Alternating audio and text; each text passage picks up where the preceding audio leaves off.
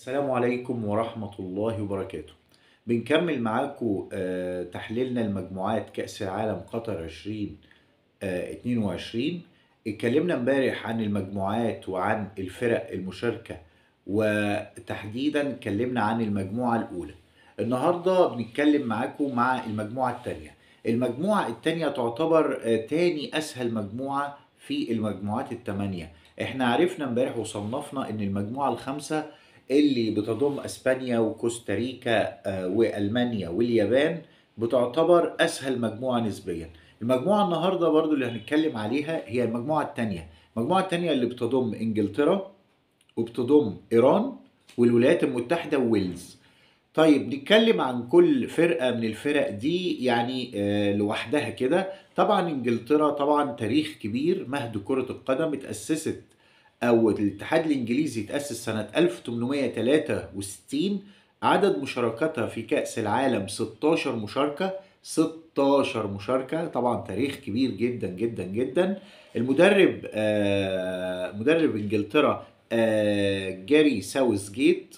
جاري ساوثجيت طبعا احسن او تصنيفها في الفيفا الفرقة الخامسة، الفرقة صاحبة المركز الخامس على مستوى العالم. طبعا أهم لاعبيها ويعتبر القائد هاري كين. طيب ناخد نبذة تانية عن فرقة تانية في المجموعة. فريق إيران. فريق إيران اتأسس سنة 1920. الاتحاد الإيراني شارك في كأس العالم لمدة 5 مشاركات، تصنيفه ال 22 على مستوى العالم. طبعا عارفين ان مدرب الفريق طبعا مدرب المنتخب مصر السابق كارلوس كيروش. الكابتن يعني كابتن الفرقة إحسان حاج وصفي. دي كان بالنسبة لمنتخب إيران. الفرقة الثالثة طبعا منتخب الولايات المتحدة الأمريكية. الولايات المتحدة الأمريكية تأسس الاتحاد الأمريكي لكرة القدم سنة 1913. طبعا عدد مشاركاتها في كأس العالم 10 مشاركات. 10 مشاركات. يعني مدربها طبعا جريج بير هالتر. قائد الفريق طبعا اسم برضو معروف بالنسبة لنا مايكل برادلي. مايكل برادلي هو ابن المدرب الشهير بوب برادلي اللي درب منتخب مصر السابق. أفضل مشاركات منتخب أمريكي كان المركز الثالث سنة 1930. بالنسبة للرابع فرقة في المجموعة منتخب ويلز، طبعا من دول التاج البريطاني. اتأسس الاتحاد الويلزي لكرة القدم سنة 1876. مدربهم روبرت بيج. أشهر لاعبيهم طبعا على مستوى العالم، ويعني طبعا أشهر لاعب حالي هو جاريث بيل لاعب ريال مدريد. طبعا حدث ولا حرج.